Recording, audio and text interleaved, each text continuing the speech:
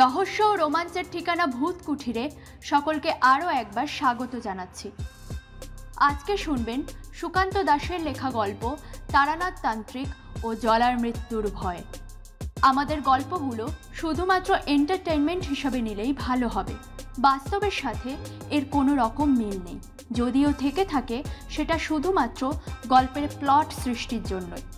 আজকের গল্পটিতে থাকছে গা শিউরে ওঠা ভয়ানক পরিণতি আর এক রহস্যময় কাহিনী। তাই গল্পটিকে উপভোগ করতে একদম শেষ পর্যন্ত শুনতে হবে, আর অবশ্যই কমেন্ট করে জানাবেন আপনাদের মতামতগুলি।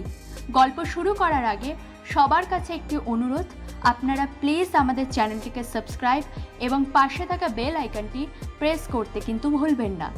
শুরু হচ্ছে আজকের গল্প তারানাথ তান্ত্রিক ও জলার মৃত্যুর ভয়। গল্পের সূত্রধার আমি সুস্মিতা এবং পরিবেশনায় 62 FPS স্টুডিও।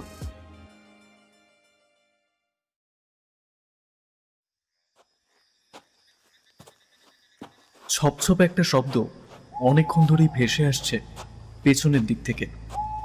মাথার ওপর বহু দূরে কোথায় যেন একটা প্যাঁচা ডেকে উঠল। সেই প্যাঁচার ডাক শুনে বুকের ভেতর দুরু দুরু করে কেঁপে উঠল। কিন্তু এমন একটা অন্ধকার রাতে যদি এভাবে প্যাঁচা ডাকে আর বারবার মনে হয় পেছনের দিক থেকে কেউ যেন হাঁটতে হাঁটতে আসছে, তাহলে ভয় পাওয়ারই কথা। চারপাশটা খুব অন্ধকার হলেও হ্যারিকেনের অল্প আলোতে সামান্যটুকু দেখা যায় 4-5টা জলা জমি। আরও খানিকটা সামনের দিকে হেঁটে গেলে তারপর গ্রামের মাটির রাস্তা চোখে পড়বে। আর এই সব কিছুর মধ্যে পিছু পিছু হাঁটতে হাঁটতে আসা রামচরণ বারবার ভয়ে ভয়ে রাম নাম করছিল। রাম রাম বেরিয়েছিলাম, কি কুক্ষণে যে আজ এই রাতে বেরিয়েছিলাম। রাম রাম রাম রাম। রামচরণের কথা শুনে আবার সামনের দিকে হ্যারিকেন হাতে হাঁটতে থাকা নিতাই বলল, চুপ কর রামচরণ, কি একটা যে শোনা যাচ্ছে না। নিতাইয়ের কথা শুনে রামচরণ নিজেও বাতাসের গায়ে কান পাতল। বাতাসে কিন্তু তেমন কিছু শোনা গেল না, তবে মনে হতে লাগলো বাতাসে ঠান্ডা সরসর শব্দের সঙ্গে কি যেন একটা আসছে, কিংবা এখনই ওই বাতাসের সরসর শব্দ পেরিয়ে আরো কিছু একটা শোনা যাবে। চুপচাপ দাঁড়িয়ে ছিল বলে এবার ছপ ছপ শব্দটা বন্ধ হয়ে গেছে। এতক্ষণ ধরে নিজেদের পায়ের শব্দে নিজেরা কেমন যেন চমকে উঠছিল বারবার। জলা জায়গাটায় পায়ের পাতা মাঝামাঝি খানিকটা ডুবে যায়, কিন্তু পুরো ডুবিয়ে দেওয়ার মতো গভীর জায়গাটা নয়।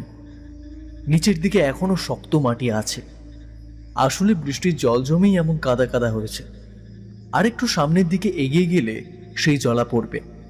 ওই জলার কাছে নাকি গ্রামের লোকেরা অনেক কিছুই দেখেছে। রামচরণ সেসব কথা বিশ্বাস করলেও নিতাই এসবের কিছুই বিশ্বাস করতে চায় না। মাঝে মাঝে গম্ভীর গলায় চেঁচিয়ে উঠে বলে, ওসব তোদের মনের ভুল, তোদের মনে পাপ ভর্তি, তাই তোরা ভয় পাস। মরবি একদিন, ওই ভয় পেয়ে মরবি। নিতাইয়ের কথা শুনে রামচরণ হাসে, বলে, আজ একটা মানুষ দেখাতে পারবি যে জীবনে একটাও পাপ করেনি?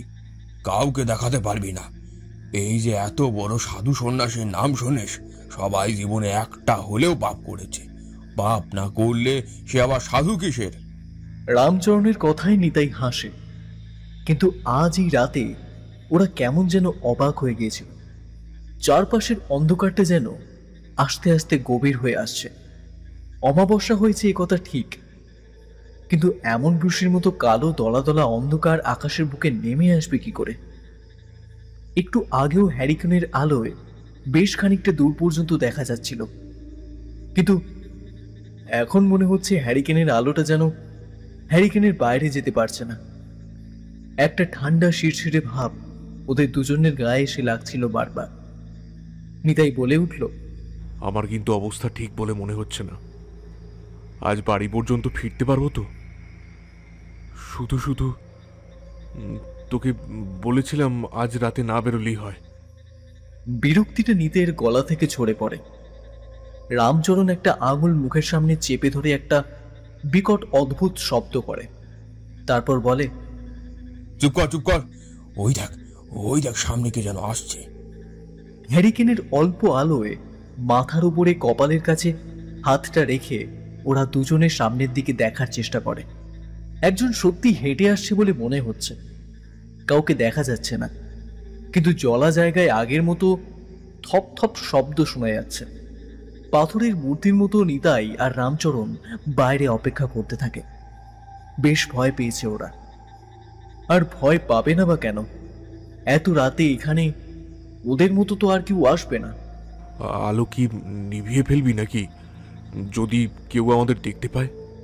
আরে কে আসছে সেটা তো আগে দেখি, দেখতে পেলে পাবে। আমাদের তো এখন আর কিছু নেই, মালপত্র সব তো অন্য জায়গায় রেখে এসেছি। নিতাই মনে মনে ভাবে কথাটা মিথ্যে নয়, মালপত্র তো কিছুই নেই ওদের কাছে। তাই যদি সামনে কেউ এসে পড়ে তাহলে না হয় কিছু একটা বলা যাবে, কিন্তু গ্রামের বাইরের দিকে এই জলা জায়গায় জলার কাছে আসবে কে? পায়ের ছপ ছপ শব্দটা যেন ওদের দিকে আসতে লাগলো। কি মনে হতে নিতাই হ্যারিকেনটা সামান্য বাড়িয়ে মুখের কাছে তুলে ধরল। দূরে সেই ছপ ছপ শব্দটা শোনা যাচ্ছে, স্পষ্ট বোঝা যাচ্ছে কেউ একজন ওদের দিকে এগিয়ে আসছে। কিন্তু লোকটা কি ওদের দেখতে পেয়েছে? দেখতে তো পাবেই, কারণ ওদের কাছে যে হ্যারিকেন রয়েছে, কিন্তু লোকটার কাছে কিছুই নেই, তাই ওরা দেখতে পায়নি। একবার নিতাই গলা তুলে বলল, কে আছে? রামচরণ যেন বুঝতে পারল নিতাইয়ের গলাটা অকারণেই সামান্য ভারী হয়ে এসেছে। গলাটা একবার কেঁপে উঠল। হ্যারিকেন হাতে নিয়ে আরেকটু সামনের দিকে এগিয়ে যায় ওরা। তাও তখনও সেই ছপ ছপ শব্দটা ওদের দেখেই যেন এগিয়ে আসছে। কিন্তু এতটা এগিয়ে আসার পরেই ওরা কিছু দেখতে পাচ্ছে না কেন? আর এখানে আলোতে কোনো কিছু দেখা যাচ্ছে না, এই জন্যই কি? একটা অজানা ভয় আর অদ্ভুত বিস্ময় ওদের দুজনকে যেন আষ্টে পৃষ্ঠে জড়িয়ে ধরতে শুরু করেছিল। ওরা বারবার চেষ্টা করেও সেই ভয়ের বাঁধন থেকে যেন বাইরে বেরিয়ে আসতে পারছিল না। বারবার মনে হচ্ছিল কিছু একটা হতে চলেছে। ওরা দুজনেই আর সামনের দিকে এগিয়ে যাওয়ার সাহস পাচ্ছিল না। চারপাশের বাতাসটা যেন ভারী হয়ে এসেছে। মাথার উপর যেন কি একটা মাঝে মাঝে অদ্ভুত স্বরে রেখে যাচ্ছে। কখনো মনে হচ্ছে ওটা প্যাঁচার ডাক, কখনো মনে হচ্ছে রাত জাগা কোনো একটা পাখির ডাক, কিন্তু ছপ ছপ সেই শব্দটা যেন আরো সামনের দিকে এগিয়ে এসে পড়েছে।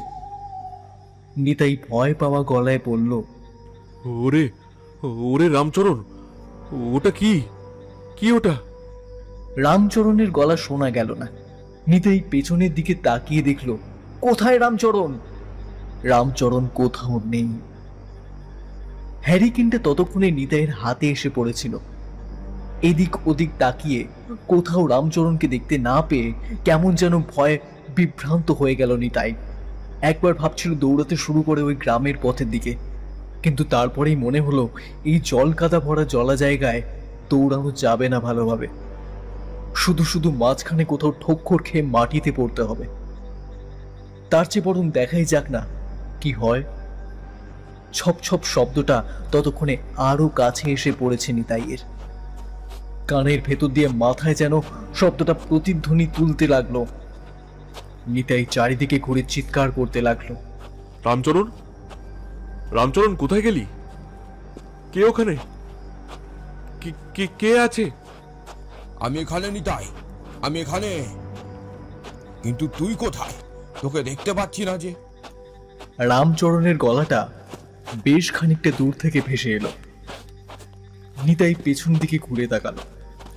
হ্যারিকেনটা পেছনের দিকে ঘোরাতেই মনে হলো বেশ খানিকটা দূরে রামচরণের পায়ের শব্দ শোনা যাচ্ছে, তার গলাও শোনা যাচ্ছে। কিন্তু পেছনের দিক থেকে ওই ছপ ছপ শব্দটা হঠাৎ বন্ধ হয়ে গেল কেন?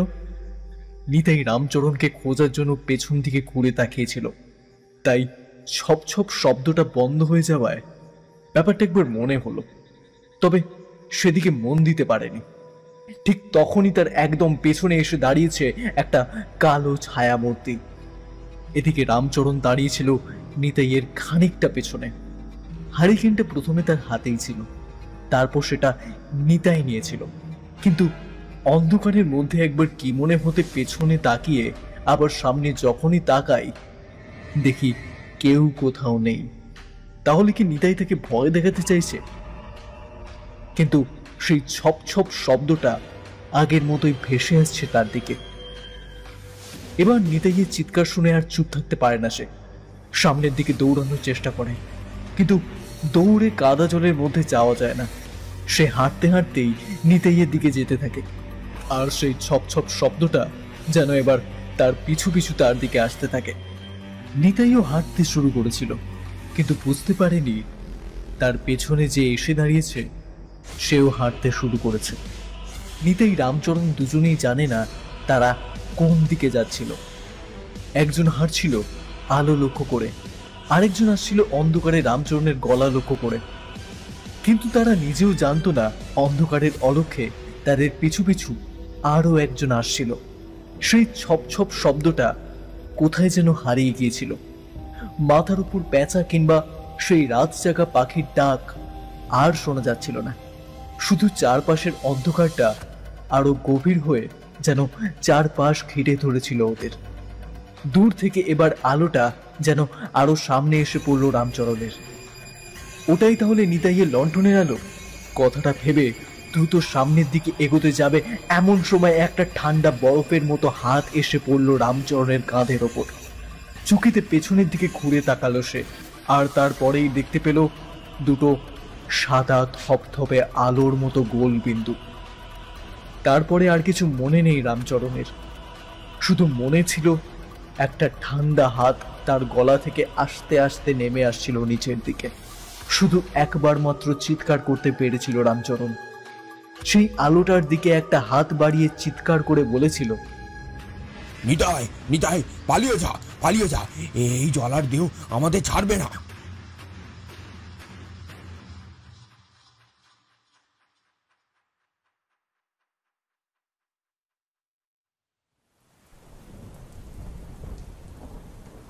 ঝমঝম করেই বৃষ্টিটা নেমেছিল। এমন বৃষ্টিতে চুপ করে ঘরে বসে থাকতে কার ভালো লাগে? আমাদেরও ভালো লাগছিল না, কিন্তু উপায় নেই। এমন বৃষ্টিতে তো আর বাইরে বের হওয়া যায় না। তার জন্য বৃষ্টি আর একটু কমা দরকার। আমি আর কিশোরী তাই ঘরে বসে অপেক্ষা করছিলাম বৃষ্টি কমার জন্য। শুধু মাঝে মাঝেই কিশোরী দরজার পাল্লাটা ফাঁক করে বাইরের বৃষ্টিটা দেখে নিয়ে বলছিল, কি অবস্থা বলো তো? কি এমন ঝড় বৃষ্টি শুরু হলো? ঠাকুরমশাইয়ের বাড়ি এখন যাব কি করে? চিন্তা করো না, সে নিশ্চয়ই জানে আমরা এখন এখানে বসে রয়েছি। সে আমাদের জন্য ঠিক অপেক্ষা করবে। কিন্তু এভাবে বৃষ্টি চলতে থাকলে তো এরপর শহরের রাস্তায় জল জমে যাবে।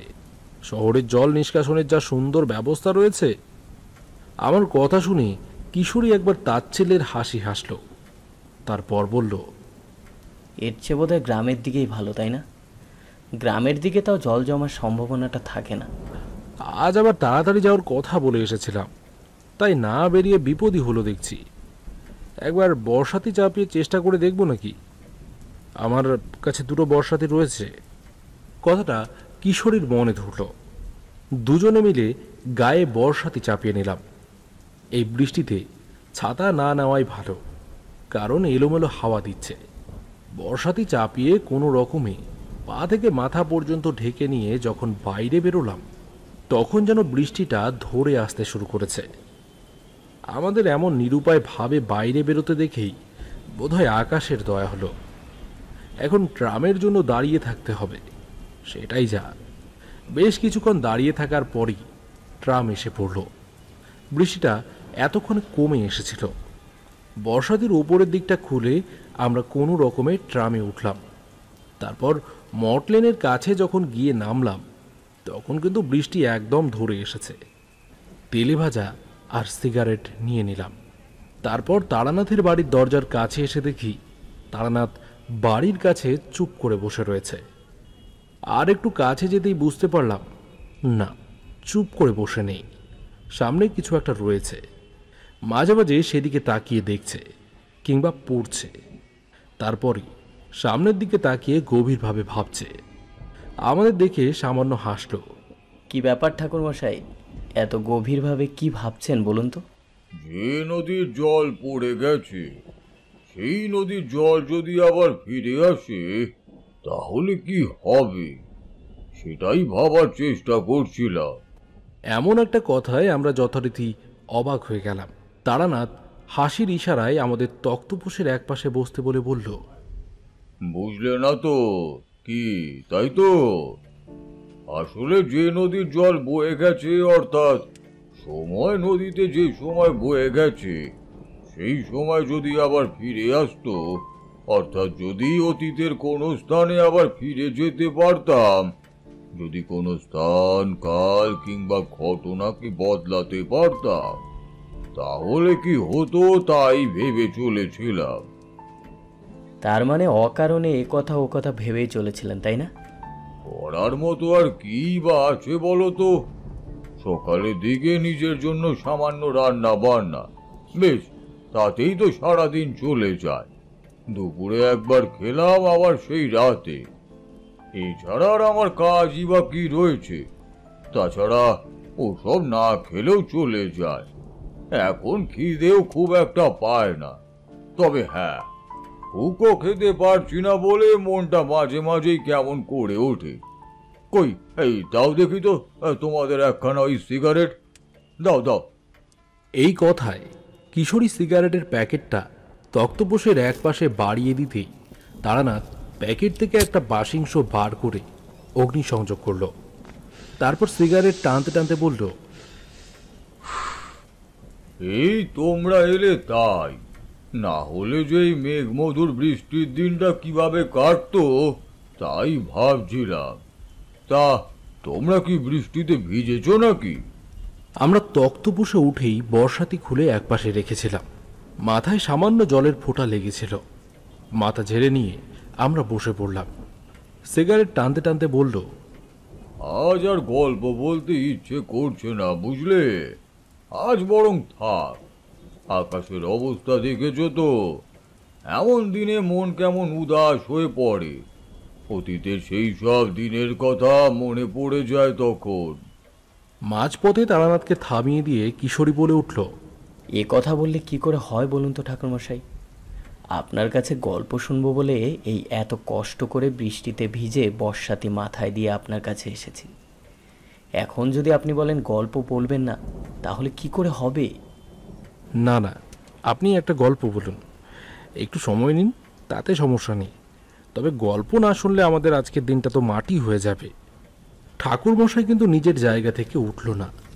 সিগারেটে একটা টান দিয়ে বলে উঠল,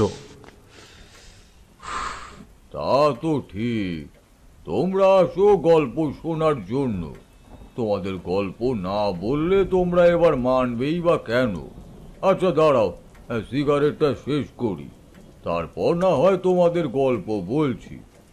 এমনই এক বৃষ্টির দিনের গল্প বলবো। হঠাৎ করে আজ বৃষ্টিতে উঠোনের জলে ভরে গিয়েছিল, কাদা কাদা হয়ে এসেছিল। তোমরা বিশ্বাস করবে না, এমন প্রবল বৃষ্টির মধ্যেও আমার কাছে আজ এক খদ্দের এসেছিল। খদ্দের বড় বিপদে পড়েছে। তার বাড়িতে কোনো এক অশুভ কিছু ছায়া পড়েছে, তাই তার বাড়িতে অদ্ভুত সব কাজ হয়ে চলেছে। ব্যাপারটা কিরকম ঠাকুরমশাই? ঠাকুরমশাই সিগারেট শেষ করল। তারপর সিগারেটের অবশিষ্ট অংশটা বাইরে বৃষ্টির অল্প অল্প জলের মধ্যে ছুঁড়ে দিয়ে বলল, আর বলো না, ভদ্রলোকের বাড়িতে উঠোনে নাকি সকালে উঠে দেখে মরা পাখি, মরা টিকটিকি, এমনকি বিড়াল পর্যন্ত পড়ে থাকতে দেখা যায়। রাতের বেলা বাড়ির বাইরে উঠোনে কারা যেন ঘুরে বেড়ায়। বাড়ির দাওয়ার কাছে পড়ে থাকে টাটকা রক্ত। এ তো অতি সাধারণ ব্যাপার। আর তার বাড়িতে সে আর তার বউ ছাড়া অন্য কেউই নেই। বউ হয়তো রান্নাঘরে রান্না করছে, সে হয়তো কোনো কাজের জন্য বাইরে বেরিয়েছে। বউ হঠাৎ করেই শুনতে পেল তার স্বামী তাকে বাইরের ঘরের কাছ থেকে ডাকছে। সে তাড়াতাড়ি হাতের কাজ সেরে বাইরের ঘরের কাছে এসে দেখল কোথায় কেউ, কেউ তো নেই। এমনটা কি করে হয়? তাহলে এইমাত্র যে ডাকলো সেই বা কে? কথাটা মনে মনে ভাবতে ভাবতে সে ভীষণ ভয় পেয়ে যায়। দিনের বেলা চারপাশে রোদের আলো থক থক করছে, তার মধ্যেই এমন কাণ্ড। তার স্বামী ফিরে এলো হয়তো সন্ধ্যের দিকে, তাকে এইসব বলতেই সে চিন্তিত হয়ে পড়ল। আবার হয়তো রাতের বেলা দুজনে ঘুমিয়েছে, বাইরে থেকে মেয়েলি গলায় কান্নার শব্দ ভেসে আসে। উঠে আলো জ্বালালেই আবার কোথাও কিছু নেই। এমন নাকি বেশ কয়েকদিন ধরেই হয়ে চলেছে। তাই তার চেনা একজনের কাছ থেকে আমার কথা শুনে সে এসেছিল। কিন্তু দেখতেই তো পারছো, এমন বৃষ্টির মধ্যে তো আর তার সঙ্গে যাওয়া যায় না। তবে তার বাড়িতে না গিয়ে ব্যাপারটা না দেখলে সুবিধা হবে না। বোধহয় বাস্তুতে কোনো সমস্যা হয়েছে, আর তা না হলে নতুন করে এমন অঘটন হওয়ার কারণ হতে পারে কেউ বাইরে থেকে কিছু করেছে। ঠাকুরমশাই, সে না হয় বুঝলাম, কিন্তু বাইরে থেকে কেউ এমনটা করতে যাবেই বা কেন? তাহলে কি কেউ লোকটার ক্ষতি করতে চায়? আমার যতদূর মনে হয় তেমনটাই হয়েছে। তার বাড়িতে গিয়ে দেখতে হবে। তাছাড়া তার চেয়ে অসম্ভব সম্ভব অনেক কারণে এখন এমনটা হয়েই থাকতে পারে। তাই বিভিন্ন কারণই হতে পারে। কাল যদি বৃষ্টি না হয় তাকে একবার আসতে বলেছি। আমরা তক্তপোষ গুছিয়ে বসেছিলাম। তারানাথের সিগারেট খাওয়া শেষ হয়ে গিয়েছিল। বললাম, আপনি কাল যাবেন ওখানে? আজ তো আর তেমন কিছু নেই। তাহলে আজ একটা গল্প বলুন, একটা বৃষ্টির গল্প বলুন তো দেখি। বৃষ্টির গল্প না, তোমাদের এক জলার গল্প বলবো। জলা কাকে বলে তা নিশ্চয়ই জানো। অনেকটা মজার ডোবা কিংবা মজা পুকুরকেও জলা বলে, যেখানকার জল খুব একটা কাজে লাগে না। মনে করো নোংরা জল কিংবা নোংরা আবর্জনা কোথাও জমা হয়েছে, তার পাশেই এমন একটা ডোবা হয়ে গেছে। কাদা জল নোংরায় পরিপূর্ণ হয়েছে। তেমনই একটা জায়গাকে জলা বলে। এদিকে তো এসব পাবে না। গ্রামের দিকে এমনটা মাঝে মাঝেই থাকে। মনে করো গ্রামের বাইরের দিকে বেশ খানিকটা জমি পতিত স্থানের মাঝে মাঝে গরু চড়ে। লোকজন একটু আধটু কাজের জন্য যায়। সেইখানে একটা জলা রয়েছে। ধরো জঙ্গলের শেষে। ওই জলায় নাকি মাঝে মাঝে আলেয়া দেখা যায়। আলেয়া? সে তো শুনেছি জলা জায়গায় পচা মিথেন গ্যাস জমে, তার থেকে অমনটা হয়। তোমরা সব কিছুই দু কথা বই পড়ে বিচার করে ফেলতে চাও। বলি, তোমাদের ওই বইয়ের বাইরে কি কিছুই নেই নাকি? তোমাদের যে বই লেখা হয় তার সব কিছুই তো বাস্তব জীবন থেকে নাকি? সবকিছুই লেখা হয়েছে অভিজ্ঞতা থেকে। বইয়ের বাইরে আরো অনেক কিছুই আছে যেগুলো তোমরা জানো না, বিশ্বাস করতেও পারো না। আচ্ছা ঠিক আছে ঠাকুরমশাই, আমরা না হয় বিশ্বাস করতে চাই না আপনি যে কথা বলেছিলেন। ঠাকুরমশাই মাঝে মাঝে এই কথা ওই কথা বলতে বলতে এমনি কথার খেই হারিয়ে ফেলে। কিশোরীর কথা শুনে তারানাথ বলল, হ্যাঁ, তা যা বলছিলাম, সেই গ্রামে, অর্থাৎ যে গ্রামে আমি গিয়েছিলাম, সেই গ্রামের একদম বাইরের দিকে একটা জলা ছিল। তার আশেপাশে বেশ খানিকটা পতিত জমি ছিল। সেই পতিত জমিতে বর্ষার সময় নরম হয়ে জল জমে কাদা হয়ে যায়। তখন সেখানে মানুষের পক্ষে হাঁটা চলা খুব একটা সহজ হয় না। তবে বর্ষার সময় আরো একটা ব্যাপার হয়। ওই জল আর তার পাশের দিকের একটা ডোবার সাথে পতিত জমির জায়গাটা জুড়ে গিয়ে বেশ জল জমে থাকে কিছুদিন ধরে। আর তার মধ্যে এসে জমে ডোবা থেকে মাছ। গ্রামের ছেলে ছোকরারা দিনের বেলায় সেখানে খেলার ছলে মাছ ধরতে যায়। রাতের বেলা ওদিকে কেউই পা দেয় না। ওই জলার ধারে নাকি রাতের বেলা অনেকেই অনেক কিছু দেখেছে। শুধু তাই নয়, ওই জলার কাছে জল কাদার মধ্যে রাতের বেলা নাকি একবার একটা ছায়া মূর্তিকেও উপর হয়ে বসে থাকতে দেখেছিল একজন। লোকেদের সাড়া পেয়ে তাড়াতাড়ি সরসর করে সে নাকি নেমে গিয়েছিল ওই কাদার ভেতরে।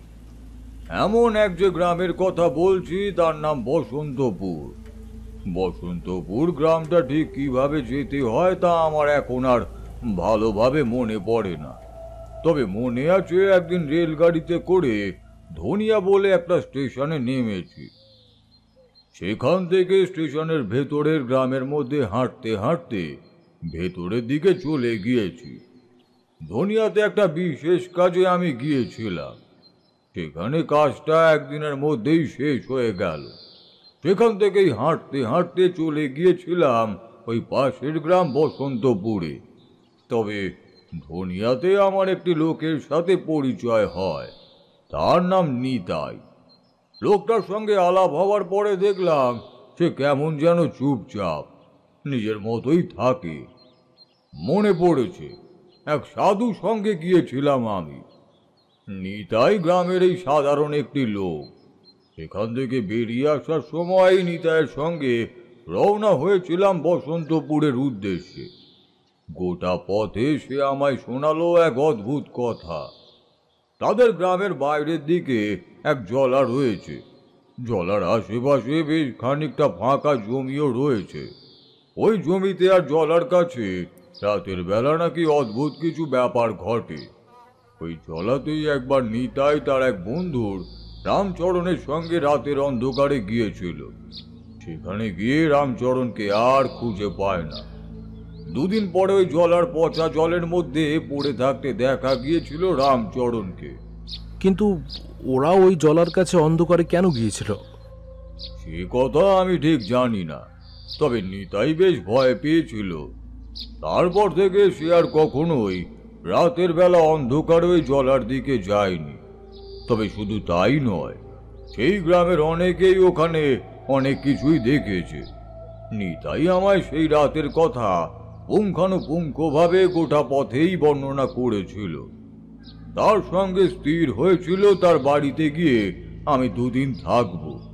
সেই জলার কাছে আমি একবার যাব।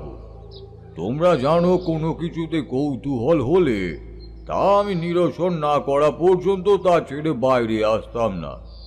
গ্রামে গিয়ে পৌঁছালাম।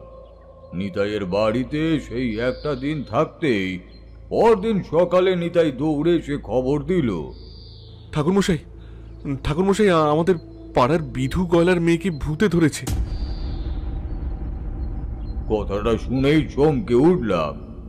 যে সময়ের কথা বলছি ততদিনের মধুসুন্দরী দেবী মাতু পাগলির জন্য খানিকটা শক্তি আমি অর্জন করতে পেরেছি। তবে যা পেয়েছি তা ওই সামান্যই, বিশাল কিছু নয়। তবে কোনো অতৃপ্ত আত্মাকে কোনো শরীর থেকে উৎখাত করার জন্য সে সামান্য শক্তি আমার যথেষ্টই ছিল। নিতাই বোধহয় তাই আমায় এসে খবরটা দিয়েছিল। নিতাইয়ের সঙ্গে তাড়াতাড়ি গিয়ে পড়লাম বিধু গয়লার বাড়িতে।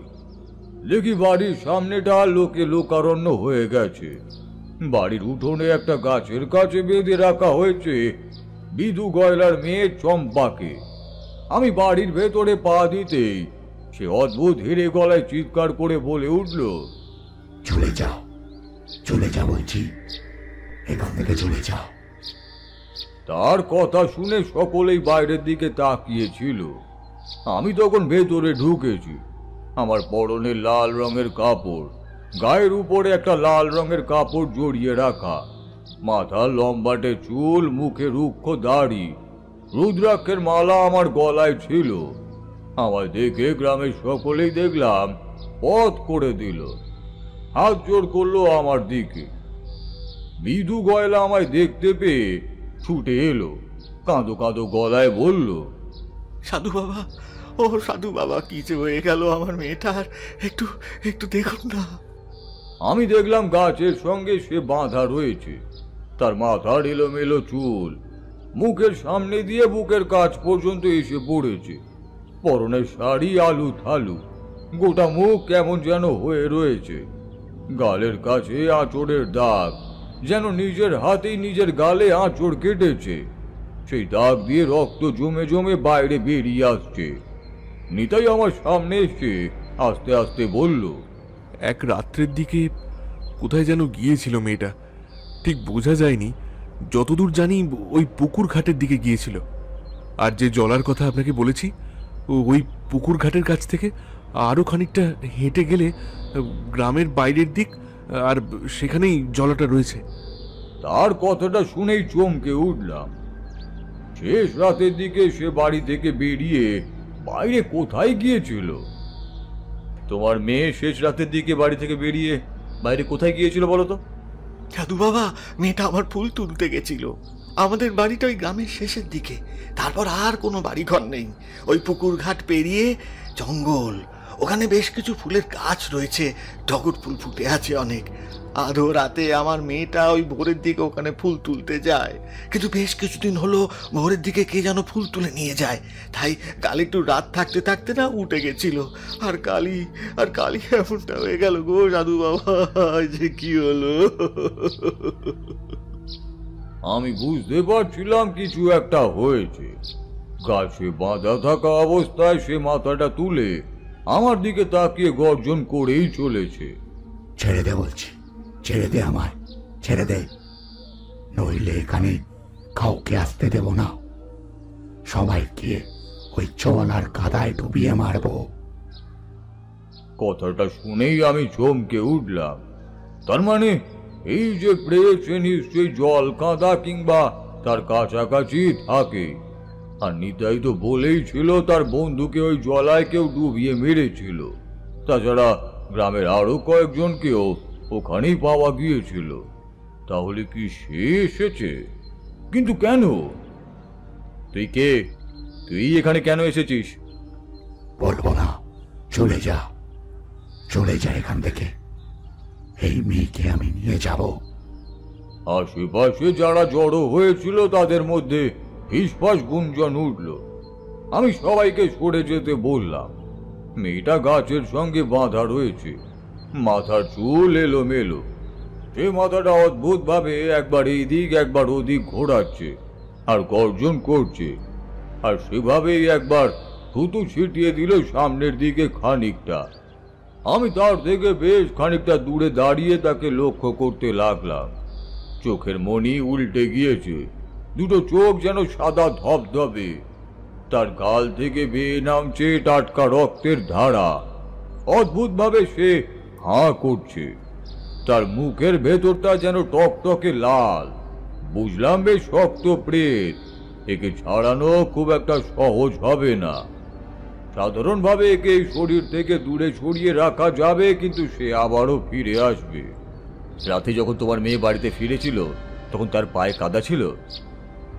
আমার কথা শুনে বিধু গয়লা সঙ্গে সঙ্গে তাকালো মেয়ের খালি পায়ের দিকে। তার পায়ে কাদা লেগে রয়েছে। কাল তো খেয়াল করিনি সাধু বাবা। এই প্রতিদিনের মতো যেমন আসে তেমনি তো এলো, কিন্তু হাতে ফুল নেই, মাথাটা নিচু, কেমন যেন ওই থম মেরে রইল। আমি সকাল সকাল উঠে পড়ি। আমি উঠে ওই দুধ দুইয়ে বাইরে বেরিয়ে কথা বললাম, কিচ্ছু বললো না। তারপর তো আর কিছু জানি না সাধু বাবা। আমি একা থাকি সাধু বাবা, এই মেয়েকে নিয়ে সারা সকাল বাড়িতে ফিরতে পারিনি। আজ একটা কাজে ওই পাশের গ্রাম যেতে হয়েছিল। এই কিছুক্ষণ আগে তো বাড়িতে ফিরে দেখি ঘরের দরজা বন্ধ, কিছুতেই দরজা খোলে না। ঘরের ভেতর থেকে অদ্ভুত চিৎকার ভেসে আসছে। আমি তো ভয় পেয়ে গেলাম। ভয় পেয়ে আশেপাশে লোকজনকে ডেকে আনতে মেয়েটাকে দেখলাম ঘরের মেঝেতে শুয়ে আছে। তারপরে সবাই মিলে তাকে বাইরে বার করতে এমন চিৎকার শুরু করেছে। কি করবো সাধু বাবা, কিছুই বুঝতে পারছি না। আপনি একটু দেখুন না। আমি দেখলাম, কিন্তু বুঝতে পারছিলাম এই প্রেত সহজে ছাড়ানো যাবে না। নিতাইকে বললাম, নিতাই, আমার কিছু দ্রব্যের প্রয়োজন, সেগুলো আমায় জোগাড় করে দিতে হবে। নিতাইকে সেই সমস্ত কথা বলে দিয়ে মেয়েটা থেকে দুহাত দূরে এসে বসলাম। তারপর তার দিকে তাকিয়ে দেখতে লাগলাম। আচ্ছা, আপনি নিশ্চয় মেয়েটার শরীর থেকে প্রেতকে বের করতে পেরেছিলেন। আর ওই জলার ধারে মেয়েটি অত রাতে কেন গিয়েছিল? আমার মনেও তখন ঠিক সেই প্রশ্নটাই জেগেছিল। অত রাতে মেয়েটি ফুল আনতে না হয় ডোবার পাশে জঙ্গলের কাছে গিয়েছিল, কিন্তু জলার ধারের কাছেই বা সে যাবে কেন? নিতাই কিন্তু দেরি করেনি। গ্রামের এক দুজনকে নিয়ে সে দ্রব্যগুলো ঘন্টা খানেকের মধ্যেই জোগাড় করে দিয়েছিল। ততক্ষণে মেয়েটির অবস্থা আরো খারাপ হয়েছে। তার মুখ থেকে ফেনা বেরিয়ে আসছে, মাঝে মাঝে গর্জন করে সে আমার দিকে তাকাচ্ছে আর চিৎকার করে বলছে, আমাকে এখান থেকে দাঁড়াতে পারবি না, এই মেয়েটাকে আমি নিয়েই যাব। আশেপাশে যারা এসেছিল তারা কেমন যেন ভয়ে ভয়ে বাড়ির চৌহদ্দির বাইরের দিকে গিয়ে দাঁড়িয়েছিল। অনেকেই বাড়িতে ফিরে গেছে। দেখতে দেখতে সকাল পেরিয়ে দুপুরের প্রান্ত এসে উপস্থিত হয়েছে। সূর্য পশ্চিম আকাশে অস্ত যাবে বলে তৈরি হচ্ছে। তখন নিতাই এসে পড়ল। আমি সেই বাড়িতে মেয়েটির থেকে কয়েক হাত দূরে একটা জায়গায় মাটি খুঁড়ে পাটকাঠি দিয়ে আগুন জ্বালালাম। তারপর লাল রঙের সুতোয় জায়গাটা বেঁধে যজ্ঞকুণ্ড মতো তৈরি করে তার মধ্যে কিছু গোপন দ্রব্য ছড়িয়ে পুজো শুরু করলাম।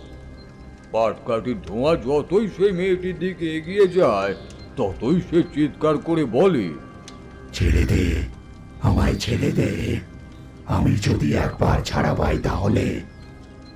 ছাড়া পেলে তুই কি করবি? হ্যাঁ, তুই এক্ষুনি চলে যা এখান থেকে, এখনো সময় আছে। যাব না, আমি এখান থেকে যাব না।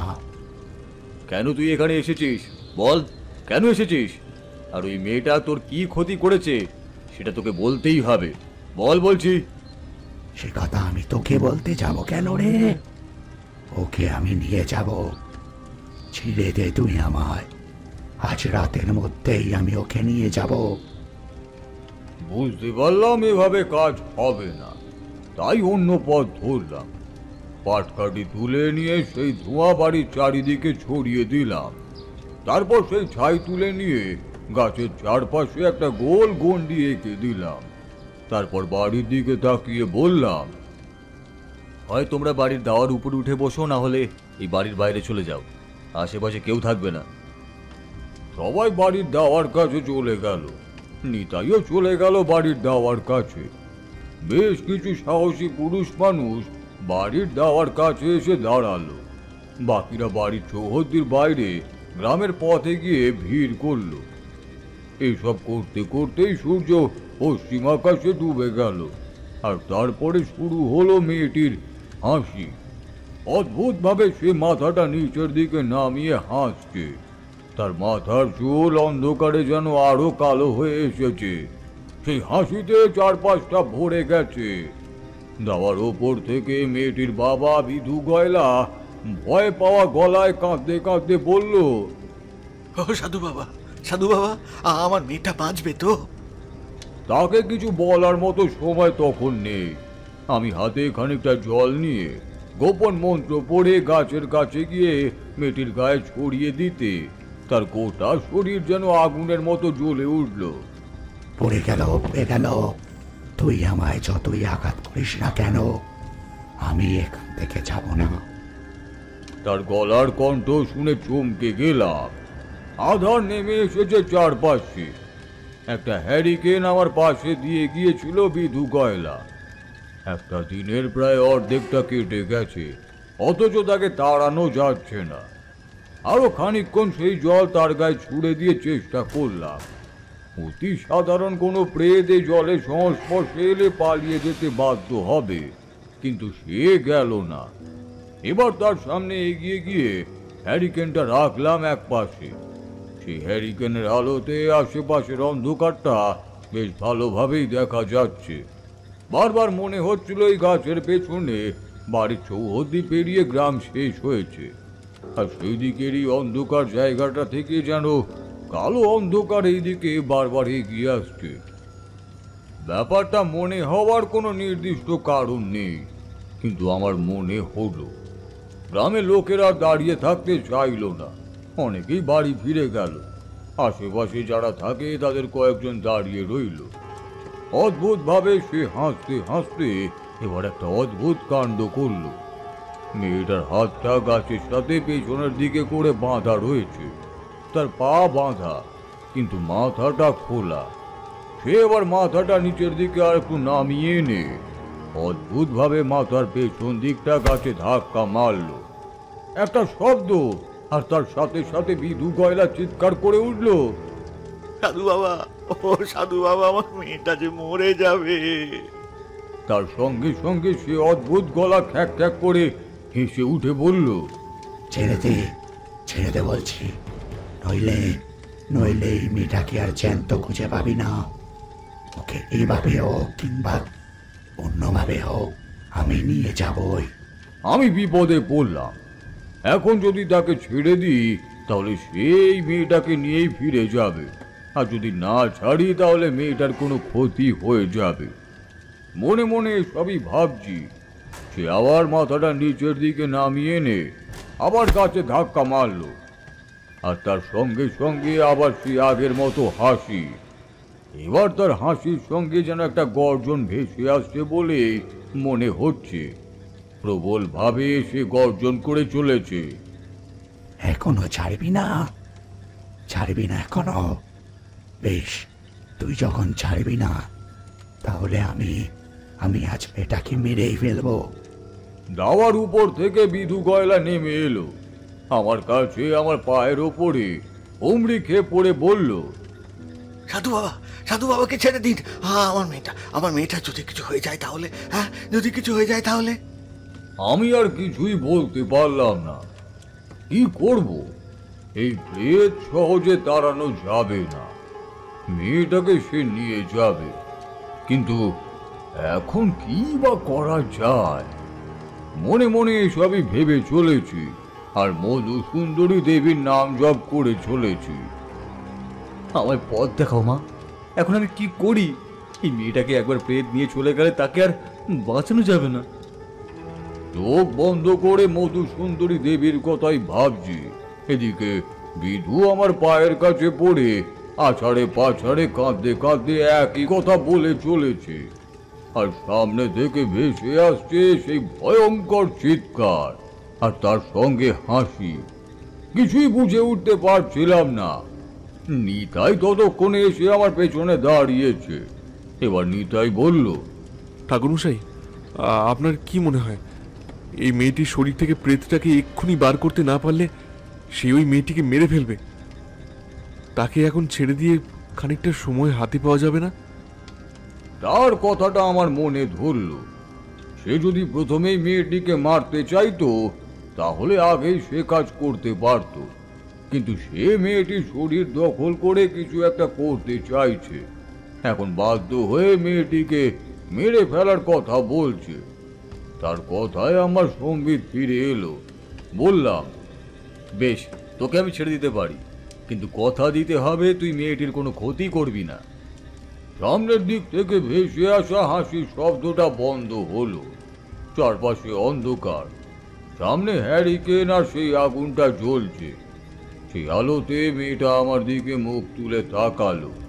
তার চোখের মনি সাদা, মুখটা অদ্ভুত ভাবে হাসছে আমার দিকেই তাকিয়ে। সেভাবেই সে বলল, বেশ, তুই আমায় ছেড়ে দিস, আমি নিজে ওর কোনো ক্ষতি করব না। কিন্তু তুই কেন এসেছিস? আর এই মেয়েটার শরীরেই বা কেন এসেছিস? আধার রাতে ওই যে আমার কাছে গিয়েছিল, আমায় দেখতে পেয়েছিল। যে আমায় দেখতে পায় আমি তাকে কখনো ছেড়ে দিই না, কিন্তু ওকে আমি জলে ডুবিয়ে মারবো না। ওকে আমি ধরে রাখবো। আমার ওকে বেশ পছন্দ হয়েছে। আবার সেই অদ্ভুত হাসি, আর তার সাথে আবার সেই অদ্ভুত গর্জন। কিন্তু এবার গর্জনটা আগের মতো নয়, যেন ধীর ভাবে কেউ হাসছে। আমি উঠে গিয়ে ছাই সরিয়ে গন্ডি খুললাম। একবার আমার দিকে তাকালো মেয়েটা। আমি এগিয়ে গিয়ে তার হাতের বাঁধনটা খুলে দিলাম, তারপর পায়ের বাঁধনও খুললাম। বিধু অবাক হয়ে তাকিয়ে দেখতে লাগলো। বাকি যারা তখনও দাঁড়িয়ে ছিল তারা ভয় সরে গেল। মেয়েটা অদ্ভুত ভাবে হাসছে, আর তারপরে চার পায়ে হামাগুড়ি দিয়ে আমার দিকে এগিয়ে আসতে লাগলো। ব্যাপারটা দেখে সত্যি বলতে মুহূর্তের জন্য আমিও কেমন ভয় পেয়ে গেলাম। সে আমার একদম কাছে এসে পড়লো, তারপর একটা ঝটকা দিয়ে মাথা চুলগুলো পেছনের দিকে সরিয়ে আমার দিকে তাকালো। আমার পেছনে দাঁড়িয়ে থাকা নিতাই, বিধু দুজনেই ভয় পেয়ে খানিকটা পিছিয়ে গিয়েছিল। মেয়েটা মুখ তুলে একবার ওদের দুজনকে দেখলো, তারপর সেইভাবেই হামাগুড়ি দিয়ে গ্রামের রাস্তার দিকে চলে গেল। ততক্ষণে অন্ধকার নেমে এসেছে। রাস্তার দিকে কয়েকজন যারা দাঁড়িয়ে ছিল তারা ভয় কোথায় যেন পিছিয়ে গেছে। মেয়েটা অদ্ভুতভাবে হাসতে হাসতে সেই অন্ধকারে মিলিয়ে যেতেই বিধু কাঁদতে কাঁদতে বলল, সাধু বাবা, ও সাধু বাবা, আমার মেয়েটার কি হবে গো, কি হবে? আমার মনে হয় না সেই মুহূর্তে তোমার মেয়ের কোনো ক্ষতি করবে। অপশক্তি কিংবা শুভ শক্তি কখনো মিথ্যে কথা বলে না সহজে, অন্তত এটা আমি বুঝতে পেরেছি। এই প্রেত বেশ পুরনো, এর ক্ষমতাও অনেক। সে তোমার মেয়েকে মারতে চাইলে আগেই মারতে পারতো, কিন্তু ওই জলার দিকে সে গেলই বা কেন? আর ও তোমার মেয়ের মধ্যে এলোই বা কি করে?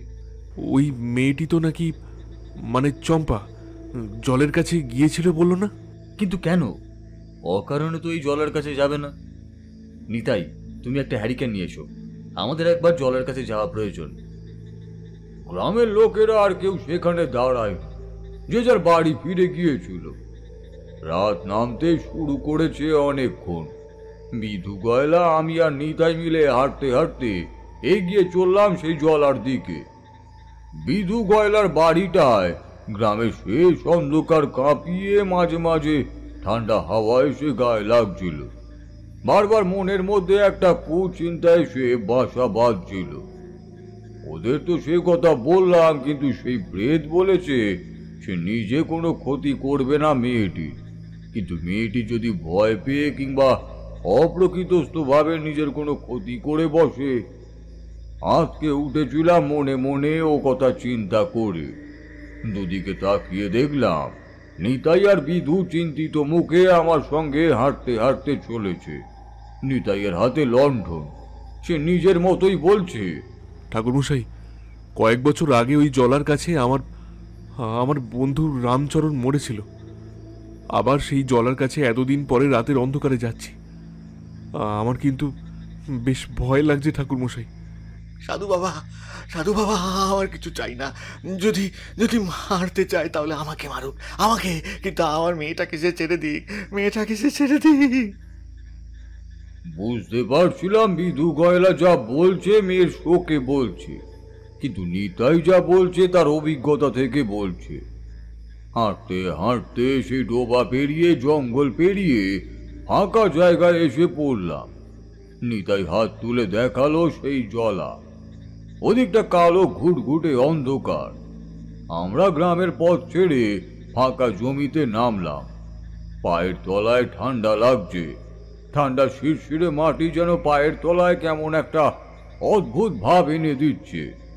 হাঁটতে হাঁটতে জলার দিকে এগিয়ে যাচ্ছি, এমন সময় হঠাৎ করেই মনে হলো আমাদের পিছনে যে এসে দাঁড়িয়েছে তাকে দেখে নিতাই ভয় পেয়েছিল। ঠাকুরমশাই, ঠাকুরমশাই, পেছনে ও কে এসে দাঁড়িয়েছে? তার কথা শুনে তাড়াতাড়ি পেছনের দিকে ঘুরলাম, আর সঙ্গে সঙ্গে মনে হলো আমাদের পেছন থেকে ছায়ার মতো কি যেন একটা সরে গিয়ে অন্ধকারে মিলে গেল। ঠিক তখনই চারপাশটা একটা হাসির শব্দে ভরে উঠল। বিধু বেশ ভয় পেয়েছিল, নিতাইও ভয় পেয়েছিল, কিন্তু আমায় শক্ত থাকতেই হবে।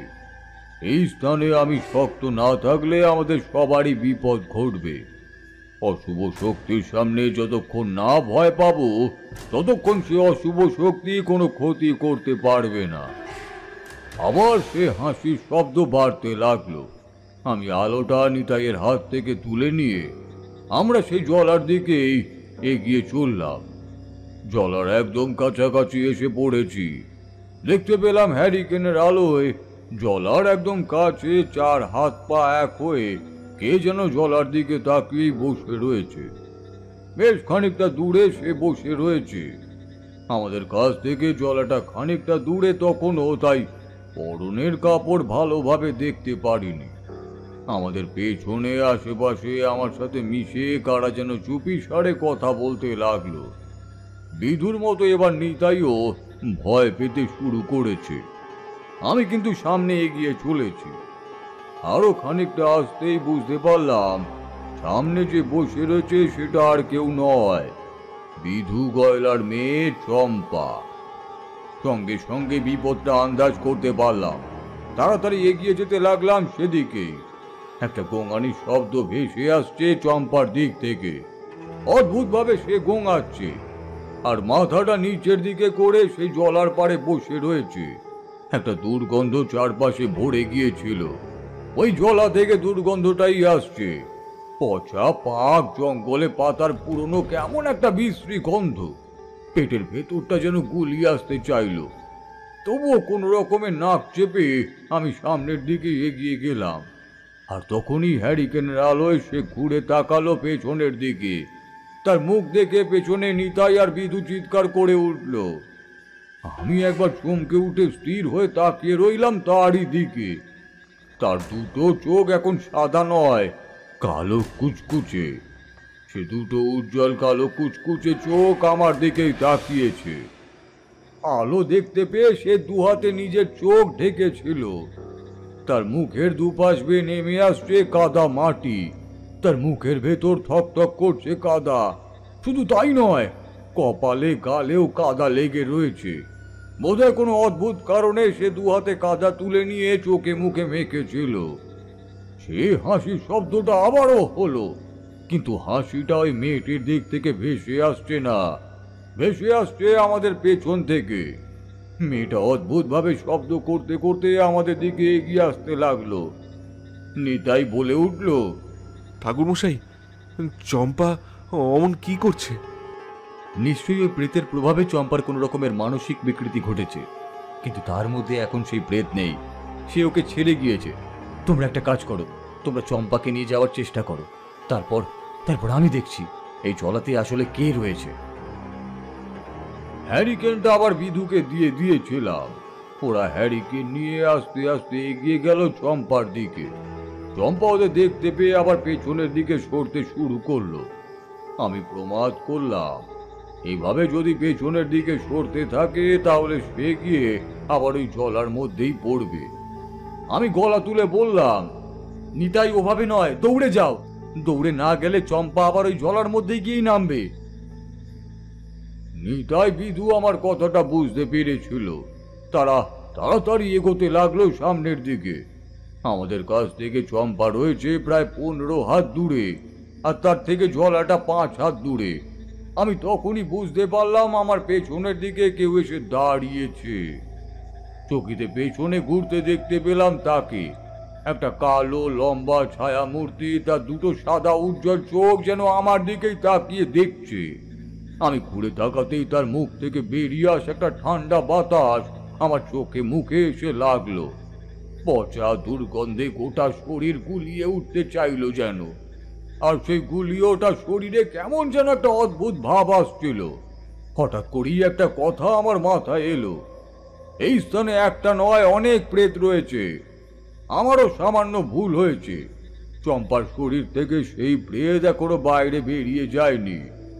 আমার পেছনে কেউ এসে দাঁড়িয়েছে, কথাটা ভেবে মনটা কেমনই যেন হলো। কি মনে করেছিলাম, সঙ্গে সঙ্গে গলা তুলে বললাম, আরে যেও না, আর যেও না নিতাই। আমার কথায় নিতাই হ্যারিকেনটা তুলে পেছনের দিকে ঘুরে তাকালে ঠিক তখনই একটা অদ্ভুত দৃশ্য দেখতে পেলাম। চম্পা মাটি থেকে শূন্যে লাফিয়ে উঠলো এক হাতে, আর তারপরে দুটো হাত দিয়ে নিতাই আর বিধুর গলা চেপে ধরলো। নিতাইয়ের হাত থেকে হ্যারিকেনটা ছিটকে পড়লো নিচে। নিতাই আর বিধু প্রাণপণে চিৎকার করতে লাগলো। তার সঙ্গে সেই হাসিটা হাসতে লাগলো চম্পা। আর আগে সেই কর্কশ গম্ভীর গলায় বলল, এত সাহস তোদের, আমাদের পিছু পিছু এখানে পর্যন্ত এসেছিস? আজ রাতে তোদের দুটোকেই ওই জলার মধ্যে ডুবিয়ে মারবো। ব্যাপারটা দেখে অবাক হয়ে গিয়েছিলাম। সামনের দিকে এগোতেই যাব, আবার মনে হলো আমার দুপাশে কালো কালো ছায়া মূর্তি এসে দাঁড়িয়েছে। এবার একটা নয়, দুটো। সঙ্গে সঙ্গেই বুঝতে পারলাম আসলে কি হয়েছে। এই জলাতে যারা মারা গেছে তাদের সকলেরই প্রেত মূর্তি হয়তো এইখানে এসে পড়েছে আধো অন্ধকার রাতে। সঙ্গে সঙ্গে একটা ব্যাপার মনস্থির করে ফেললাম। তাড়াতাড়ি আমার গলায় ঝুলিয়ে রাখা রুদ্রাক্ষের মালাটা বার করলাম। তারপর সেই মালাটা ডান হাতে জড়িয়ে নিয়ে গায়ত্রী মন্ত্র জপ করতে শুরু করলাম। পেছনে সেই কাঁচা মূর্তিগুলো ঠান্ডা যেন বরফের মতো আমায় ধরার জন্য আমার কাঁধে এসে পড়তে শুরু করেছিল। গায়ত্রী মন্ত্র জপ করা শুরু করতে তারা কোথায় যেন সরে গেল মুহূর্তের জন্যই। চারপাশটা একটা অদ্ভুত হাসি আর গর্জনের শব্দে ভরে উঠল। ততক্ষণে ওদিকে একটা বীভৎস কাণ্ড ঘটে গেছে। চম্পা নিতাই আর বিদুকে দু হাতে তুলে নিয়ে ওই জলার মধ্যে ডুবিয়ে দেবে বলে একদম জলার কাছে নিয়ে গেছে। আমি গলা তুলে বললাম, ছেড়ে দাও, ওদের ছেড়ে দাও।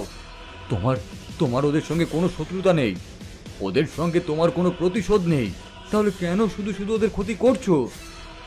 চম্পা আমার দিকে তাকাল। তার দু হাতে জড়িয়ে ধরে রাখা নিতাই আর বিধুর গলা ওরা ছটপট করে চলেছে। মাটিতে পড়ে গিয়েছিল, কিন্তু কোনো অদ্ভুত কারণে চম্পা মাটিতে দাঁড়িয়েই ছিল। একভাবে সেই আলোতে আমি চম্পাকে দেখতে পাচ্ছিলাম। এবার সেই গলাতেই আবার বলল, আমি তো কারোর ক্ষতি করিনি, তাহলে আমার কেন ক্ষতি করেছিল ওরা? কি ক্ষতি করেছিল তোমার? কে তোমার ক্ষতি করেছিল? আজ থেকে প্রায় 50 বছর আগে, তখন ওই বসন্তপুর গ্রামের পতন হয়নি। কয়েক ঘর বসতি এদিকে গড়ে উঠেছে মাত্র। তখন একসঙ্গে রাতে এই পথে আমি বসন্তপুর পেরিয়ে তারপরে যাচ্ছিলাম। সেই রাতে এখানে ডাকাত পড়ে আমার কাছে যা ছিল সবকিছু ওরা কিনে নিয়েছিল। তারপর দুজন মিলে আমার পা বেঁধে জলার মধ্যে কাদার মধ্যে ঠেসে ধরে আমার চোখে মুখে নাকে ঢুকে জল কাদা নিঃশ্বাস নেওয়ার ব্যর্থ চেষ্টায় নাকের মধ্যে দিয়ে জল জমা হয়ে গিয়েছিল ফুসফুসে। কি ভীষণ যন্ত্রণায় আমি মরেছি। বারবার চোখের সামনে ভেসে উঠেছিল আমার স্ত্রীর কথা, আমার 4 বছরের সন্তানের কথা। কি দোষ ছিল আমার? কেন মেরেছিল ওরা আমায়? তার কথা শুনে আমি চুপ করে দাঁড়িয়ে পড়লাম। বিধু নিতাইকে ততক্ষণে চম্পা নিচে নামিয়ে ফেলেছে। ওরা দুজন ভয়ে কাঁপতে কাঁপতে আমার পেছনে এসে দাঁড়ালো। চম্পা ততক্ষণে আমার দিকে পিছন ঘুরে দাঁড়িয়েছে। চারপাশটা আধো অন্ধকার। এই আধো অন্ধকারে ভালোভাবে দেখা যায় না। হ্যারিকেনের আলোটাও এখন যেন আর চম্পাকে দেখাতে পারছে না। কি দোষ ছিল আমার? বল কি দোষ ছিল আমার? আমার কাছে যা ছিল সব দিয়ে দিতে আমি চেয়েছিলাম, কিন্তু তারপরেও ওই জল কাদার মধ্যে আমায় ডুবিয়ে মারল। তাই তারপর থেকে আমি এখানে থাকি। যে এখানে আসে আমি তাকে মারি। কিন্তু চম্পা এখানে কেন এসেছিল? এখানে আসেনি, ওই এসেছিল ওই গ্রামের পাশে কাছে ফুল তুলতে তুলতে হাঁটতে হাঁটতে কি এসেছিল। আর তারপরে আমায় দেখতে পায়, ভয় এখান থেকে পালিয়ে যেতে চায়। তার আগেই আমি ওকে। আবার সেই হাসি, আর তার সঙ্গে জলার মধ্যে চম্পার নেমে যাওয়ার শব্দ শুনতে পেলাম। বললাম, আমি জানি তোমার সঙ্গে যা যা হয়েছে তা অন্যায় হয়েছে, কিন্তু তার জন্য তুমি শুধু শুধু চম্পাকে নিয়ে যেতে পারো না। চম্পাকে আমি নিয়ে যাবই। এখানে আমার মতো আরো অনেকে আটকে রেখেছি, তারাও এখানে আছে। তার কথা শেষ হলো না। তারপরই দেখলাম চম্পার আশেপাশে প্রায় 4টে কালো ছায়া এসে দাঁড়িয়েছে। একসাথে তারা অদ্ভুত ভাবে হাসছে। নিতাই বিধু ভয়ে আমার পেছনে এসে দাঁড়িয়েছিল। হ্যারিকেনটা যে সামনে থেকে তুলে নিয়ে আসবে তার সাহস ওরা করতে পারছিল না। আমিও সেখানে দাঁড়িয়ে থাকতে চাইছিলাম না। আর মাথার ভেতর বারবার যেন কেউ বলছিল, এই জায়গা ভালো নয়, চলে যা এখান থেকে, চলে যা। কিন্তু এটাও বুঝতে পারছিলাম যদি এখন আমি এখান থেকে চলে যাই তাহলে চম্পাকে আর কখনোই ফিরিয়ে নিয়ে যাওয়া যাবে না। হয়তো 2 দিন পর চম্পার মৃতদেহটা আবার এই জলার মধ্যেই ভেসে উঠবে। কিন্তু তাহলে বিধু গয়লা আবার একা হয়ে যাবে। আর আমাকে নিতাই ডেকে এনেছিল তো ওই মেয়েটিকে বাঁচাবার জন্যই। মাথার ভেতর কথাগুলো ঘুরে ফিরে আসতে লাগলো। বললাম, কিন্তু কিন্তু চম্পাকে না নিয়ে আমরা এখান থেকে যাব না। তোমার যে এখানে অনেকগুলো বছর থাকতে হয়েছে তা আমি বুঝতে পারছি। তোমার যে কারণে মৃত্যু হয়েছে তা অন্যায়, এবং তোমার সাথে যা হয়েছে সেটাও অন্যায় হয়েছে। কিন্তু এত বছর আগে কয়েকজন মানুষের করা অন্যায়ের প্রতিশোধ তুমি এখন গ্রামবাসীদের উপর নিতে পারো না। অনেক বছর ধরে আমি এখানে রয়েছি।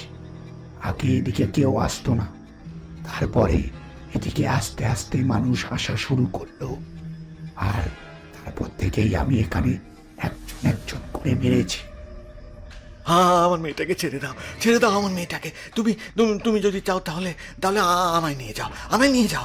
আমার মেয়েটাকে ছেড়ে দাও, আমার মেয়েটাকে ছেড়ে দাও। আমার চোখের সামনে বিধু গয়লা এগিয়ে গেল সামনে জলার দিকে।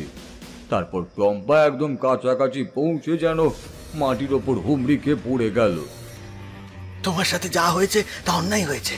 তোমায় তোমায় ডাকাতের দল খুন করে, তোমার গোটা পরিবারকে অসহায় করে দিয়েছে। আমি বুঝছি, আমি সব বুঝতে পারছি, কিন্তু কিন্তু আমার মেয়েটাকে নিয়ে চলে গেলে আমার আর কিছু থাকবে না। আমার আমার আত্মহত্যা করা ছাড়া আর কোনো রাস্তা থাকবে না। তাতে তুমি বরং আমার মেয়েটাকে মারার আগে আমাকে শেষ করে দাও, আমাকে শেষ করে দাও, আমাকে শেষ করে দাও। আমি এগিয়ে গেলাম 2 পা। নিতাই ভয় পেল, সামনে গিয়ে বিধুকে ধরার চেষ্টা করলো, কিন্তু তার আগেই বিধু গয়লা ঝাঁপিয়ে পড়লো সেই জলার পচা কাদা মাটির মধ্যে। তার মুখ থেকে একটা চিৎকার বেরিয়ে সেটা কোথায় যেন মিলিয়ে গেল। আমার চোখের সামনে চম্পা চুপ করে দাঁড়িয়ে রইল। তারপর আমি আর থাকতে না পেরে বলে উঠলাম, তুমি এক আত্মা, যে আত্মার এখনো মুক্তি হয়নি। কিন্তু তোমার জন্য যদি ওই বিধু গয়লা আত্মহত্যা করে তাহলে পরজন্মেও কিন্তু তোমার ফল ভোগ করতে হবে। নিতাই, চলে এসো। তারানাথ চুপ করতেই আমি বলে উঠলাম, আপনি কি সেখান থেকে চলে গেলেন? আর বিধু কয়লার চম্পার কি হলো? আমি বুঝতে পেরেছিলাম ওই প্রেতের ক্ষমতা অনেক, তার মধ্যে থেকে চম্পাকে বাইরে বের করে আনা যাবে না। চম্পাকে সে একদিনে নয়, বেশ কিছু সময় ধরে আস্তে আস্তে একটু একটু করে তার উপর প্রভাব বিস্তার করেছে। না হলে ফুল তুলতে আসা একটি মেয়ে হঠাৎ করে এই জলার দিকে চলে আসবেই বা কেন? চম্পা শেষ রাত্রির দিকে মাঝে মাঝে ফুল তুলতে যেত, আর তখনই তার নজর পড়েছিল চম্পার উপরে। কিন্তু বিধু গয়লা ঝাঁপ দেওয়ার পরে আমি বুঝতে পেরেছিলাম এই অবস্থা থেকে ওদের দুজনকে আমাদের পক্ষে বাঁচানো সম্ভব নয়। তাই আমি আর নিতাই চলে এসেছিলাম। একটু পরেই পেছনের দিক থেকে সে মেয়েটির গলাতে শুনতে পেলাম, বাবা, বাবা, তোমার কি হলো? সঙ্গে সঙ্গে নিতাইকে নিয়ে আমি পেছনের দিকে ছুটতে শুরু করলাম। আর তখনই বুঝতে পারলাম আধো অন্ধকারের মধ্যে কেউ যেন আমার কানের কাছে এসে বলে গেল, আমার মুক্তি চাই, আমার মুক্তি চাই। এ জীবন আমার সহ্য হচ্ছে না, আমার মুক্তি চাই। মনে মনে মধু সুন্দরী দেবীকে স্মরণ করলাম আর গলা তুলে বললাম, তোমার নাম আমি জানি না, কিন্তু তোমার মুক্তির চেষ্টা আমি করব। এই স্থানে যেখানে তুমি মারা গিয়েছিলে সেই স্থানে থেকেই তোমার মুক্তির চেষ্টা আমি করব। তারপর কি হয়েছিল ঠাকুরমশাই? ওখান থেকে আপনি চম্পা আর বিধু গয়লাকে ভালোভাবে ফিরিয়ে আনতে পেরেছিলেন, কিন্তু বিধু গয়লা তো জলের মধ্যে ঝাঁপিয়ে পড়েছিল। আমি আর নিতাই যখন ফিরে গেলাম তখন দেখতে পেলাম জলার ধারে চম্পা বসে রয়েছে। তার চোখ মুখ ফুলে গিয়েছে, মাথার চুল এলোমেলো, কাপড়ও এলোমেলো, আলু থালু চেহারা, আর তার সামনে শুয়ে রয়েছে বিধু গয়লা। সে হাঁপাচ্ছে, তার শরীরের অর্ধেকটা কাদা মাটিতে ভরে গেছে। তারপর তাকে যে ওখান থেকে আমি আর নিতাই মিলে কিভাবে বাড়িতে নিয়ে এসেছিলাম তা আমরাই জানি। চম্পার অবস্থাও খুব একটা ভালো ছিল না। বাড়িতে ফিরে বিধু গয়লাকে স্নান করতে হয়েছিল। দিঘির জলের কাছে চম্পাও স্নান করেছে। স্নান সেরে বাড়িতে এসে পোশাক বদলে বসতেই দেখা গেল চম্পার মুখে আঁচড়ের দাগ, গোটা শরীরে ব্যথায় ফুলে গিয়েছে। চম্পার বেশ জ্বর এসেছিল। গ্রামের কবিরাজকে দিয়ে তার সেবা শুশ্রূষা চলল প্রায় 3 দিন ধরে। নিতাই আমি মাঝে মাঝে গিয়ে তাকে দেখে আসতাম। মেয়েটা যে বেঁচে গিয়েছিল সেটাই ছিল সবচেয়ে বড় কথা। বিধু গয়লা কিন্তু ওই জলার সেই অশুভ আত্মার কথা ভোলেনি। মেয়ে ঠিক হয়ে যেতে বিধু গয়লা একদিন নিতাইয়ের বাড়িতে এসে আমায় খুঁজলো, বলল, সাধু বাবা, আপনি যখন এখানে আছেন তখন ভালোই হলো। সেদিন তো ওই প্রেতাত্মা আমাদের মুক্তি দিয়ে দিল, ছেড়ে দিল, কিন্তু আমাদেরও তো তার জন্য কিছু করা দরকার, তাই না? হ্যাঁ, শুধু শুধু সে ওখানে বন্দি হয়ে থাকবে, হ্যাঁ, সেটা তো ভালো দেখায় না। আমি জানি বিধু তুমি এ কথা বলবে, এই কারণে আমি এখনো এখানেই থেকে গিয়েছি। আমি তোমার জন্যই অপেক্ষা করছিলাম। চলো আজই তাহলে সেই কাজ করা যাক। কিন্তু শুনেছি কারোর আত্মার মুক্তির জন্য তার নাম ধাম বেশ কিছু পরিচয় জানা প্রয়োজন, তাছাড়া নাকি সে কাজ করা যায় না। 50 বছর আগে যে মারা গেছে তার নাম ধ্যান সমস্ত কিছু আমরা জানবই বা কি করে? তাছাড়া তখন তো এই দিকটায় গ্রাম গড়ে ওঠেনি। বসন্তপুর ছিল নতুন গ্রাম, সবে মাত্র বছর 15 আগে সেই গ্রাম তৈরি হয়েছিল। আর তাই ওই গ্রামের পরে জল আর পাশের ফাঁকা বৃষ্টি জমি প্রায় অনেকদিন পর্যন্তই ফাঁকাই পড়েছিল। সেখানে জলার ধারে শুকনো মাটিতে একটা পুজোর আয়োজন করলাম। বিধু, আমি, চম্পা, নিতাই, এমনকি গ্রামের কয়েকজন ছিল। ওই জলার ধারে যারা মারা গেছে তাদের মৃতদেহ পাওয়া গেছে। তাদের পরিবারের লোকেদের নিয়ে আর ওই চম্পাকে বসিয়ে সে কাজ করেছিলাম, কারণ চম্পার উপরে সেই আত্মা ভর করেছিল। তাই মনে হয়েছিল তার প্রার্থনায় ভালো কাজ দেবে। সেদিন ওইভাবেই সমস্ত কাজ করে ফিরে এসেছিলাম ওখান থেকে। কিন্তু সেখানে তো আর আমার আরো কিছুদিন থাকা চলে না, আমায় বেরিয়েই পড়তে হবে। তাই একদিন রাতেই নিতাইকে না জানিয়ে গ্রাম থেকে বেরিয়ে ওই জলার কাছে এসে পড়েছিলাম। জলার কাছের ফাঁকা বৃষ্টি জমি, জলার আশেপাশে ঘুরে বেরিয়ে কিন্তু কিছুই দেখতে পাইনি। অনেকক্ষণ অপেক্ষা করেছিলাম সেই প্রেতকে যদি দেখতে পাই। এত কষ্ট পেয়ে যে ওই জলার কাঁদার মধ্যে মুখ গুজে নিঃশ্বাস বন্ধ হয়ে মারা গেছে, তার মুক্তি কি এত সহজে হবে? কিন্তু সত্যি বলতে প্রায় অনেক রাত পর্যন্ত অপেক্ষা করার পরেও তাকে দেখতে পাইনি। মাঝে মাঝে অদৃশ্য কারোর উদ্দেশ্যে গলা তুলে বলেছিলাম, তুমি আছো এখানে? তুমি আছো? তুমি মুক্তি পেয়েছো? ঠান্ডা বাতাস এসে আমার কথার উত্তর দিয়ে যাচ্ছিল যেন, কিন্তু কেউই আসেনি সেদিন। আমি মনে মনে বুঝতে পেরেছিলাম সে মুক্তি পেয়েছে। ওই চম্পা যখন সব কথা শুনেছিল তখন শরীর অসুস্থ থাকা অবস্থাতেও তার চোখ বেয়ে নেমে এসেছিল জল। কতই বা বয়স হবে তার, অতটুকু মেয়ে তার করুণ আরতি কিংবা তার মনে সেই অজানা অদেখা মানুষটার মৃত্যুর কান্নার জল এসে পৌঁছেছিল, আর তাই বোধহয় সে মুক্তি পেয়ে গিয়েছিল। এরপর থেকে বসন্তপুরের ওই জলার ধারে রাতের অন্ধকারে আর কেউই কিছু দেখেনি। তবে অমন এক জলার গল্প মনে পড়তেই আমার জীবনে আরো এক অভিজ্ঞতার গল্প আমার কাছে রয়েছে। সে কথা তোমাদের অন্য একদিন বলবো। আকাশের অবস্থা আবার কালো হয়ে আসছে, বুঝলে? তোমরা বেরিয়ে পড়ো। বাইরে উকি দিয়ে তাকালাম, সত্যি আকাশের অবস্থা কালো হয়ে এসেছে। আমি আর কিশোরী দেরি না করে বর্ষাতি তুলে বেরিয়ে পড়লাম। পথে নেমে কিশোরী বলল, সবই বুঝলাম, কিন্তু একটা কথা কিছুতেই বুঝতে পারলাম না। ঠাকুরমশাই সেই প্রেতকে সেই স্থান থেকে ছেড়ে দিয়েছিলেন শুধু কি চম্পার যাতে কোনো ক্ষতি না হয় তার জন্য, নাকি ওই প্রেত আসল কোথা থেকে এসেছে আর তার আসল ইতিহাস জানার জন্য? এই কথার উত্তর আমি দিলাম না। এই কথাটা আমার তখনই মনে হয়েছিল। কিন্তু তারানাথ তান্ত্রিক যে সব সময় সব কাজ নিয়ম মতো করবে সে কথা তো জানাই আছে, কিন্তু মাঝে মাঝে কারোর ভালোর জন্য তারানাথকে নিয়ম ভাঙতেও তো শুনেছি আমরা, তাই না? আমরা হাঁটতে লাগলাম। ঝিরিঝিরি বৃষ্টি নেমে এলো, আর হেঁটে যাওয়া যায় না। তাই তাড়াতাড়ি ট্রাম রাস্তার কাছে পৌঁছতেই দেখি হেলতে দুলতে ট্রামটা এসে পড়েছে। একবার কিশোরীর দিকে তাকিয়ে দুজনেই উঠে পড়লাম ট্রামে। আজ বেশ ভালো একটা গল্প শোনা হলো। বারবার মনে পড়ে যাচ্ছিল সেই অতৃপ্ত আত্মার কথা।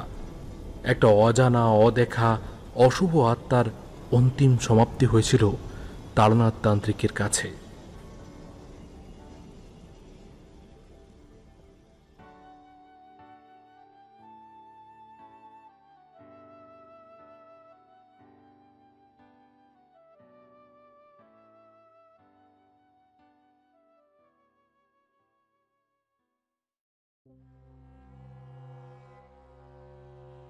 এতক্ষণ আপনারা শুনছিলেন সুকান্ত দাসের কলমে তারানাথ তান্ত্রিকের ফ্যান ফিকশনের গল্প তারানাথ তান্ত্রিক ও জলার মৃত্যুর ভয়। তারানাথ তান্ত্রিকের চরিত্রে ছিলেন বুবাই, বিভূতির চরিত্রে ছিলেন ইরফান, কিশোরীর চরিত্রে ছিলেন সুদীপ এবং অন্যান্য চরিত্রে ছিলেন রাজ, দেবাঞ্জন, পূজা, অর্পিতা এবং কৌশিক। আশা করছি আমাদের এই ইউনিক পরিবেশনা আপনাদের অনেক ভালো লেগেছে। যদি ভালো লাগে তাহলে অবশ্যই লাইক, কমেন্ট এবং শেয়ার করতে কিন্তু ভুলবেন না। আর যারা নতুন গল্প শুনছেন, please do subscribe and press the bell icon. আজকের মতো ভূত কুঠিরের দরজা বন্ধ হচ্ছে এখানেই। দেখা হচ্ছে পরবর্তী গল্পে। ততক্ষণ সকলে ভালো থাকবেন এবং সুস্থ থাকবেন।